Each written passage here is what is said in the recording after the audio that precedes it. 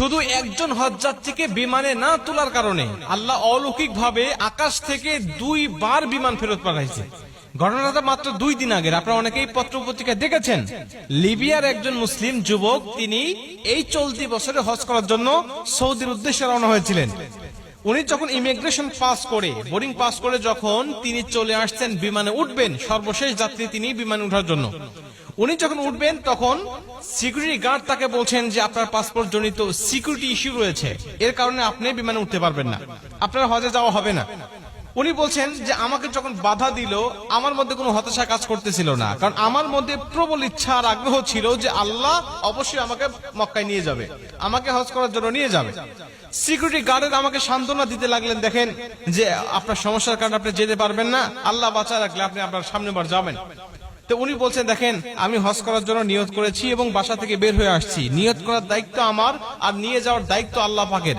অতএব আমি যেহেতু এখান পর্যন্ত চলে আসছি, আপনারা বিশ্বাস করেন এই বিমান যাবে না, আমাকে না নিয়ে এই বিমান যাবে না।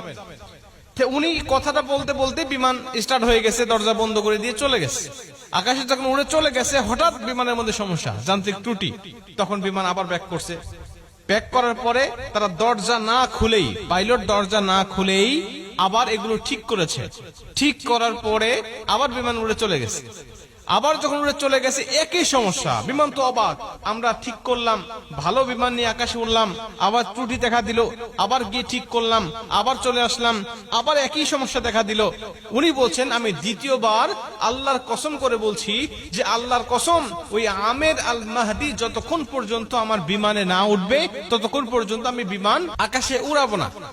উনি কসম করে এখানে নিয়ে আসছেন, নিয়ে এসে বলছেন যে আপনি বিমানে ওঠেন, এবং আপনাকে না নিয়ে যাওয়ার কারণে আল্লাহ অলৌকিক ভাবে আমার বিমানের মধ্যে 2 বার একই সমস্যা দিয়েছে, যে সমস্যার সমাধান আমরা করেছি, কিন্তু আপনাকে না নিয়ে গেলেই সমস্যা আবার নতুন করে সৃষ্টি হচ্ছে।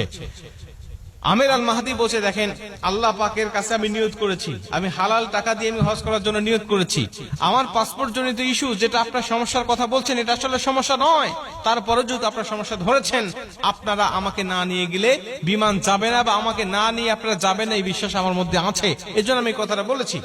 সবাই তাকে তো আগ্রহ করে ধরলেন এবং সবাই তাকে বিভিন্নভাবে সংবর্ধনা এবং সম্মানিত করতে লাগলেন।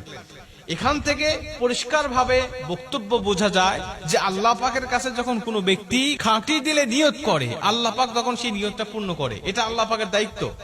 বান্দার চেষ্টা যখন শেষ, আল্লাহ পাকের সাহায্য তখন থেকে তার শুরু হয়ে যায়। বান্দা ইচ্ছা করলেই বিমানটাকে আটকিয়ে রাখতে পারবে না, কারণ এটা দেশের নিয়ম, দেশের আইন, সে ইচ্ছা করলেই এককভাবে সেটাকে পরিবর্তন করতে পারবে না। এজন্য আল্লাহ পাক অলৌকিক